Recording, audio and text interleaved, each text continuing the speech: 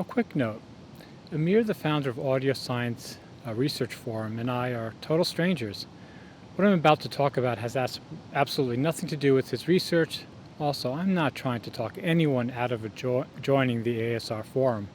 What follows is a kind of meta-analysis about how we discuss technical issues in social media. Last week, I joined a forum called Audio Science Review. I asked if there's an argument against my current understanding that 32-bit float memory does not increase the fidelity of analog to digital microphone recording. And don't worry, you don't need to understand the painful minutiae of this subject. The question I'm raising is trivial. Just think of it as I'm asking, or saying, x equals y, and asking why others claim x is greater than y. As has been the case with comments on my YouTube videos or my explainer on Medium, no one on the forum said, I agree, there is no difference. However, some argued that 32-bit float could be better. Okay. When I have countered with the argument that could be better should not replace what is known, I get a range of whataboutisms, like, you just aren't educated enough, or you'd understand these issues if you understood impedance matching, which I'm not going to explain the connection. That's not my job, go learn it for yourself. As patiently as I could, I tried to keep the conversation focused. You may be thinking, you were just trying to win an argument. If they couldn't really dispute it, leave it alone. Sure, if it doesn't matter if experts believe scientific claims about corporation, again, sure, but I think it does matter. I'll get back to this, but let it sink in, this quirk of human nature. The amount of weight we give another person's argument is relative to our insecurity in the understanding of the subject ourselves. That is, if we're insecure about our own understanding, we have a habit of defending whatever position we had before we were asked to consider the evidence.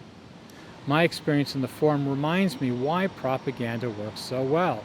For example, when Putin said the Ukrainians were Nazis and must be invaded, most Russians heard arguments from others who said the Ukrainians weren't Nazis and the invasion was wrong. At the same time, the Russian authorities insisted that Ukraine must be invaded, but kept changing the questions to be answered, as various forum members did. Every time someone argued that the war was wrong, the Russian social networks, like the moderators of most forums, favored any explanation that kept with the narrative, which boiled down to whatever a mod say they believe is best is best. No one put their neck out and stood behind the simple truth. If they did from the beginning, maybe I wouldn't be here. Because many Russians depend on existing government whatever for their livelihood and sense of pride, they end up going along with the group. Similarly, many people in the ASR forum take pride in the fact that they're moderators or have thousands of posts and likes. For those in the forum who might have agreed with me, it just wasn't worth it to stick their neck out. Again, my question is trivial. Don't think I don't recognize that. But it makes me wonder, what about the more important questions we're facing about global warming, new vaccine technology, etc.? If it's a more important question, does the mechanism change? Truth, I've learned, is not something you can prove with a 2 plus 2, no matter how straightforward it is. Whether it's a simple math question or one about bombing cities. I can point out how x equals y, but that doesn't mean everyone will agree that x has more dynamic range. Because what is dynamic range? Killing people is bad. Believing x is greater than y is bad. But no one really cares about the evidence. Instead, we ask who is right or wrong in the war? Who is right or wrong about dynamic range? Let's assume I'm toxic, a troll of the first order. All I'm doing is looking for ways to win petty arguments on a forum. At some point, someone said I shouldn't say one thing or another because I was on a public forum. Public. Unfortunately, these days, the definition of the term public continues its march towards meaninglessness. Public in the sense he meant it assumes that everyone in the forum was reading what I was writing. We're in a public room and we can't easily leave. Is that true? But okay, let's assume there are people trapped to listening to my horrible insults and off-topic remarks. I should be banned if I'm disrupting the conversation, right? Absolutely. Only if I'm insulting people who want to join the conversation but feel afraid, right? And only if I'm preventing the conversation from switching to someone else's topic. There's only one debate going on. It was between, let's say, 4 longtime forum members and the newbie, me. There were few, if any, discussions between them about other aspects of 32-bit float. When I posted, the thread was dormant. I wasn't disrupting anyone else's conversation. Further, there are many threads on the forum. I was on a very specific thread for 32-bit float. There's no reason for anyone to be on that public thread if they weren't interested in 32-bit float. I hope you see where I'm going. I was on a thread that was open for others to read, but not public in the sense of a meeting. I was arguing back and forth with a small number of users on the questions I had posted.